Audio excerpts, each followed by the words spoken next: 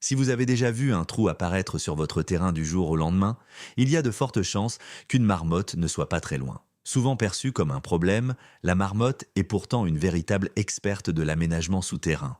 Et son comportement est beaucoup plus fascinant qu'on le pense. Brune, avec de petits yeux et une vision plutôt limitée, la marmotte se fie davantage à ses autres sens pour s'orienter. Elle possède de petites oreilles discrètes, de puissantes dents de rongeur et surtout des pattes très musclées. C'est d'ailleurs l'un des meilleurs animaux fouisseurs de la faune urbaine au Québec. Contrairement à ce qu'on pourrait croire, elle est rarement agressive. La marmotte fait partie de la même famille que les écureuils, ce qui explique certains comportements similaires, mais adaptés à la vie au sol. Son véritable talent, c'est le creusage. Elle peut s'installer sous un cabanon, une galerie, mais aussi en plein milieu d'un terrain ou d'un champ. Et elle ne fait pas qu'un simple trou. Sous la surface, la marmotte construit un véritable réseau, un labyrinthe de tunnels avec différentes chambres. Certaines servent de dortoir, d'autres de garde-manger et même de zone pour les déchets. Oui, la marmotte organise son terrier avec une logique bien précise. Côté alimentation, elle est principalement herbivore. Elle se nourrit de plantes, d'herbes, de feuilles, de fleurs et parfois même de légumes de jardin, ce qui explique pourquoi elle peut déranger certains propriétaires. On peut donc souvent la voir active durant la journée,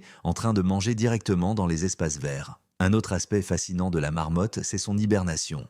À l'approche de l'hiver, elle entre dans un long sommeil qui peut durer plusieurs mois. Son rythme cardiaque ralentit fortement. Sa température corporelle chute et elle vit uniquement sur ses réserves accumulées durant l'été. Ce comportement lui permet de survivre aux conditions difficiles de nos hivers québécois, bien à l'abri dans son terrier. Même si sa présence peut parfois causer des désagréments, notamment avec ses tunnels, la marmotte ne fait en réalité que répondre à ses besoins naturels. Alors, problème ou animal fascinant? Comme souvent en faune urbaine, c'est surtout une question de perspective.